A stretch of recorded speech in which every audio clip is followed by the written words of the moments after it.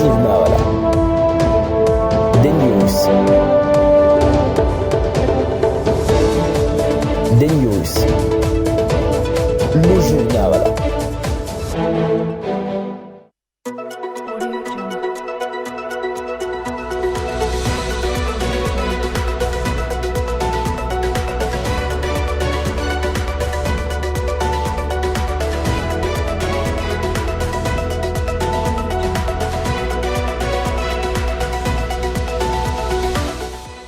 Bonjour à tous, ravi de vous retrouver à ce journal de midi. Je suis Jordan Sorel Timba, en voici les titres.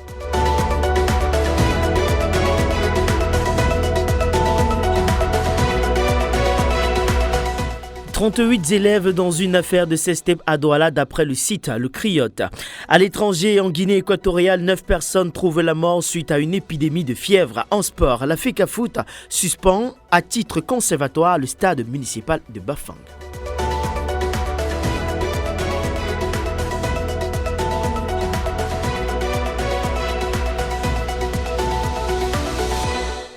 Mesdames et messieurs, ouvrons cette édition du journal avec le meurtre de Martinez Zogo. Après l'arrestation du PDG du groupe L'Anecdote, Ebouno Bidjong, il s'en est suivi l'interpellation de 5 dames dans le cadre de ce meurtre et à la resurgence de l'affaire Brian Fombot. Il s'agit de Ivana Isomba, Rose Olga, Inès Belinga, Mélanie Bibanga et Bolimou, DG de Vision Finance. Elles ont été libérées hier soir, juste 3 jours après leur interpellation. D'après le site en ligne Le Griotte, 38 élèves du lycée bilingue de Deido auraient produit une sextape qu'ils auraient par la suite vendue à une chaîne de télévision nigérienne de films pour adultes. Certains parmi eux sont en détention à la prison centrale de Nouvelle à Douala. L'administration du dit lycée ne s'est pas encore prononcée sur l'affaire. Ce 13 février 2023, son Excellence Paul Biya a soufflé sur sa 90e bougie. Du côté du palais des congrès de Yaoundé, la célébration a été de taille avec la présence massive de nombreux citoyens camerounais. Ces derniers ont par des cris, des chants et des cadeaux montré leur amour à celui qui est Nongui dans le sud, Fondefon dans le nord-ouest et Nouliumu Fombot dans le sud-ouest. Cette participation lourde des Camerounais a été saluée par le ministre d'État, secrétaire général à la présidence Ferdinand Ngongo, que je vous propose d'écouter dans cet extrait de discours. Je suis émerveillé de vous voir si nombreux, si enthousiastes, si engagés. Je suis émerveillé de voir que vous n'avez pas hésité à mettre de côté vos diverses occupations pour venir célébrer votre président, votre champion, votre chouchou. Je sais que vous aimez le président Paul Biya. Je sais même que vous l'adorez, et lui-même le sait. Je lui raconte chaque année en détail les belles fêtes que vous lui organisez. Il le sait aussi en raison du soutien massif que vous lui apportez à chaque élection. Le chef de l'État, son Excellence Paul Biya, en me désignant pour le représenter à cette cérémonie, m'a demandé de vous transmettre ses chaleureux remerciements. Il m'a chargé de vous rappeler qu'il vous aime. Et il m'a dit de vous rappeler à quel point il compte sur vous. Chaque 45e jour de l'année, les hommes célèbrent la fête de l'amour. Le 14 février est pour de nombreuses personnes un jour spécial où l'amour est exprimé, montré à un partenaire ou une partenaire à travers des cadeaux, cartes de vœux, chocolat, bijoux et autres, tout en mettant un point d'honneur. Écoutons quelques-unes de ces personnes. La Saint-Valentin, le choix du cadeau est particulier par rapport au cadeau qu'on nous a vu. Parce que c'est un jour spécial, ça il faut le savoir. C'est un jour spécial parce que c'est le jour de l'amour. C'est la concrétisation de l'amour. D'habitude on nous fait des cadeaux, mais ce jour est vraiment différent des autres. Alors on a intérêt à montrer à sa partenaire, à son épouse, pour ce qui me concerne, qu'on l'aime franchement et ce cadeau est différent de ce qu'on fait d'habitude. Ça c'est clair. Ça dépend de plusieurs critères. Ma partenaire d'habitude, elle aime les choses qui ne sont pas vulgaires. Elle aime les choses qui ne sont pas vulgaires. Elle apprécie les choses qui sont un peu réservées. Donc moi je choisis un cadeau par rapport à ça. Très souvent, je sais qu'elle aime des choses très spéciales. Elle aime très souvent des robes, elle aime des bikinis, elle aime souvent aller à la plage. Donc c'est sur ce côté comportemental que je me base très souvent pour pouvoir lui offrir un cadeau. Elle aime les sorties aussi. Je mixe quand même. Si aujourd'hui je lui ai donné, si en 2022 j'ai offert peut-être une robe de soirée à ma femme, je pense que pour la Saint-Valentin, chose qui va toujours dans ses besoins, ses désirs. En fait, ses désirs sont mes hommes. Cependant, certaines personnes pensent que tout le monde n'est pas concerné par ce 14 février. C'est le cas du chanteur Thierry Dick, nous l'écoutons.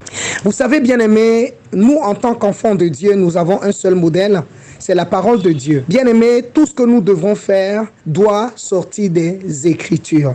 Parce que c'est cette parole qui est la lumière qui nous éclaire. C'est cette parole qui est la boussole qui nous donne la direction.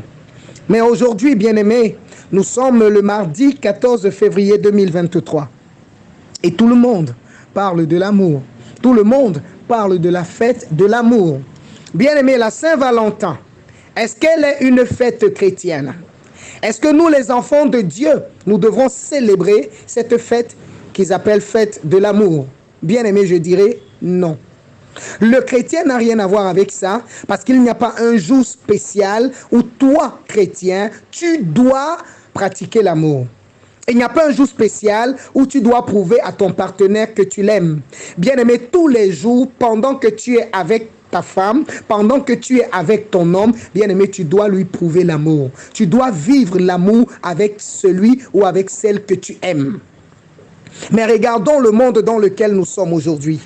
Dans le livre de 1 Jean, au chapitre 2, à partir du verset 14, la Bible nous dit: n'aimez point le monde, ni les choses qui sont dans le monde, la convoitise de la chair, la convoitise des yeux.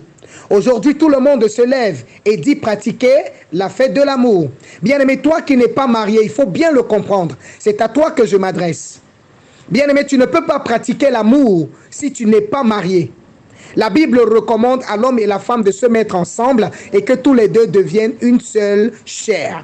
L'amour entre un homme et une femme ne peut que se pratiquer dans le cadre du mariage. Bien-aimé, toi qui n'es pas marié, abstiens-toi. Parce que ce jour qu'on a nommé jour de l'amour, bien-aimé, c'est un jour d'impudicité. Parce que même ceux qui ne sont pas mariés vont se retrouver dedans. Même les mariés, chacun va se retrouver en train de jouer à un jeu d'hypocrisie.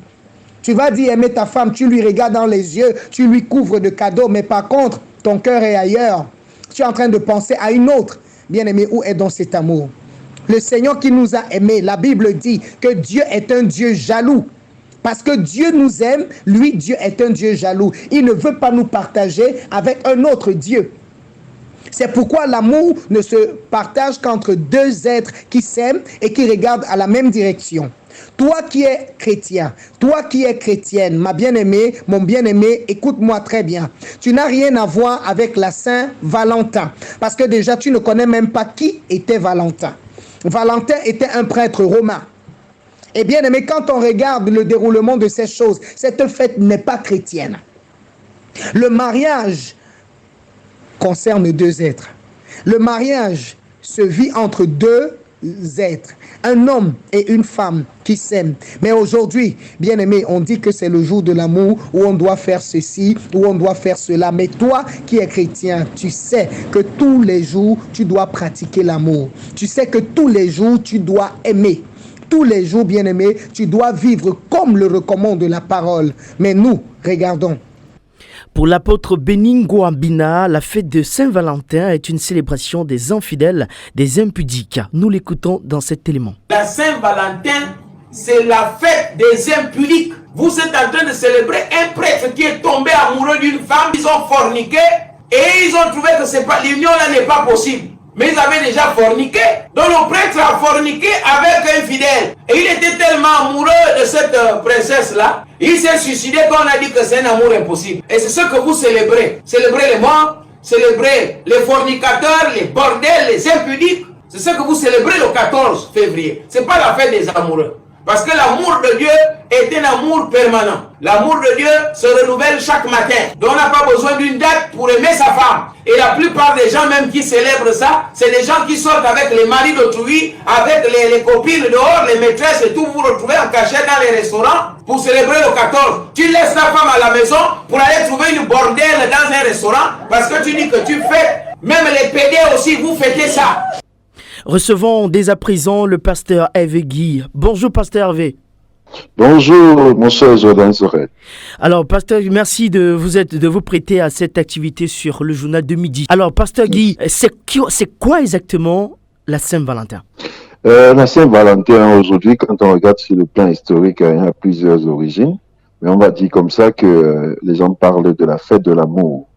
Mais quand on regarde dans l'histoire, on va se rendre compte que c'est déjà une fête libertine, c'est-à-dire qui promet le libertinage. Mais l'histoire nous apprend aussi que cela va naître en Grande-Bretagne, où on choisissait principalement le 14 parce qu'on disait que c'est à cette période que les oiseaux choisissaient de s'accoupler. Et aussi, il y a une petite histoire qui accompagne cette célébration. On parle de Saint-Valentin Terni, qui est selon eux le patron de l'amour, des amoureux, qui était un prêtre en fait qui était emprisonné et il serait tombé amoureux de la fille de son geôlier et pendant qu'il attendait donc l'exécution, il lui a fait une lettre, il a changé avec elle quelques mots, il a signé en bas ton Valentin. Donc voilà quelques sources de cette célébration du 14 février qu'on appelle désormais la fête de l'amour. Les chrétiens sont-ils concernés par cette célébration? Je dirais non. Un non péremptoire, peut-être avec un bémol sur un oui, parce que je dirais légèrement oui, parce que à la fin de la journée, nous sommes libres. Comme la Bible dit, faites tout possible de tout faire, mais retenez ce qui est bon. Donc maintenant, est-ce que c'est utile? Tout m'est permis, mais tout ne m'est pas utile. Et alors, c'est pas utile. C'est pourquoi je dis non. Parce que s'il faut parler de l'amour, on ne peut pas parler de l'amour sans l'auteur de l'amour, qui est Jésus. Je précise que Jésus-Christ n'a pas l'amour, mais il est amour. Et donc, si les hommes célèbrent cette fête sans avoir Jésus-Christ au centre, on est plus dans une tendance, on est plus dans l'immoralité, dans la débauche ou dans du business. On n'est pas dans l'amour qui est Christ lui-même. Alors, comment est-ce que les chrétiens aujourd'hui doivent exprimer leur amour envers leur épouse ou tout simplement leur époux? Oui, il faut donc savoir que le mot amour a plusieurs significations. Le français va utiliser une certaine terminologie, mais en anglais, on peut dire love, on peut dire like. Like, généralement, c'est pour les choses qu'on aime. Love, c'est pour les personnes. Si on entre dans l'hébreu, on va se rendre compte qu'il y a encore plusieurs significations. Alors, il y a l'amour qu'on va appeler un amour philéo ou un amour filial. C'est l'amour qui est entre le frère et la sœur, entre le père et l'enfant. Vous avez l'amour Eros, qui aujourd'hui, je pense que les gens vont célébrer en disant que la Saint-Valentin, c'est un amour érotique, c'est un amour sensuel, c'est un amour qui tend plus vers la chair, un amour charnel. Et vous avez maintenant l'amour parfait, qui est l'amour de Dieu, qu'on appelle l'amour agapao. Alors, la Bible nous dit dans Romains 14, verset 15, que l'amour ne fait point de mal au prochain, l'amour accomplit la loi. Donc, la manière de célébrer l'amour, c'est de faire du bien aux autres. Et il nous dit encore dans Jean 15, 13 que il n'y a pas de plus grand amour que de donner sa vie pour ceux qu'on aime. Alors, si vous aimez quelqu'un, au quotidien, donnez-lui une parcelle de votre temps, une parcelle de votre vie. Soyez prêts à vous sacrifier. Aujourd'hui, dans le monde, manque cruellement d'amour. Comment peut-on célébrer l'amour en un seul jour, alors qu'on doit avoir plus de 365 jours de célébration d'amour? Donc, on rate 364 jours et on ne laisse qu'un seul jour pour célébrer l'amour. Cela doit se voir dans nos actes quotidiens. C'est pourquoi, pour moi, cet amour-là n'est que de l'érotisme. Le vrai amour doit se manifester chaque jour auprès de ceux que nous aimons. Alors, pasteur Hervé Guy, pour un chrétien aujourd'hui qui n'est pas marié, mais qui célèbre quand même cette fête, cette célébration de l'amour-là, alors quelle peut être sa sentence auprès de l'Éternel? Dieu est amour, donc l'heure n'est pas à la sentence. Dieu donne encore l'occasion aux pécheurs de se repentir. Et il faut dire que la célébration de cette fête n'a pas un impact direct, mais a des conséquences un peu plus lointaines parce qu'elle vous plonge dans la débauche. Et bien, vous êtes en train d'entretenir la débauche. Et donc, la conséquence, si vous mourrez sans changer votre position d'immoral, de débauché, c'est que l'enfer est ouvert, mais Dieu accorde encore le sursis aux uns avant que son retour ne soit fait, avant que le jugement n'arrive, de se repentir et de préparer l'éternité. Donc pour nous, c'est vraiment aimer Dieu qui est l'essentiel. Donc si on a aimé Dieu, si on a connu Dieu, on va manifester l'amour, on quittera la débauche. Donc il n'y a pas de sanction immédiate, mais disons que les sanctions peuvent venir des actes de la débauche. C'est-à-dire qu'on peut se faire arracher un œil parce qu'on a pris la femme d'autrui ou le mari d'autrui. Mais Dieu, il réserve une sanction éternelle aux hommes pour ceux qui n'auront pas accepté l'amour de Dieu qui est Jésus. D'accord. Merci, Pasteur Guy, d'avoir accepté notre invitation par décrochage. Le plaisir est le mien. Merci. Sénatorial 2023 en attendant d'être fixé sur l'audience du contentieux préélectoral. Une étape sera franchie aujourd'hui, c'est de la confirmation des couleurs et des sigles des bulletins de vote et de campagne électorale. Les 10 partis en liste ont moins de 24 heures pour se conformer au dispositif légal. Le ministre de l'économie, de la planification et de l'aménagement du territoire Alamine Ousmane Meh préside aujourd'hui depuis 10 heures dans un hôtel à Yaoundé la deuxième session du comité national de suivi et évaluation de la mise en œuvre de la stratégie nationale de développement 2020-2030. À l'étranger, en Guinée équatoriale, précisément à l'est, une fièvre hémorragique a causé la mort de 9 personnes. Cette maladie, qui est plus dangereuse qu'Ebola, a poussé le gouvernement guinéen à mettre une province en quarantaine afin de contenir l'épidémie. Annonce faite par le ministre de la Santé de ce pays. L'OMS a expédié des tentes et des kits de protection pour le personnel de santé. Face à l'épidémie, le gouvernement camerounais, par le ministre de la Santé publique, dit avoir pris les mesures face à cette situation. En sport, football, 12e journée de MTN Eridouane, la FECAFOOT suspend à titre conservatoire le stade municipal de Bafang en attendant que les organes internes de la fédération se prononcent sur les actes du dimanche dernier dans l'après-midi lors de la rencontre Unisport de Bafang contre Victoria United. Des fans d'Unisport de Bafang ont attaqué les officiers chargés d'arbitrer le match à cause d'un penalty qui était en faveur de Victoria United, un penalty accordé par l'arbitre central à quelques instants de la fin du match. C'est la fin de ce journal, mesdames et messieurs, juste avant le rappel des titres.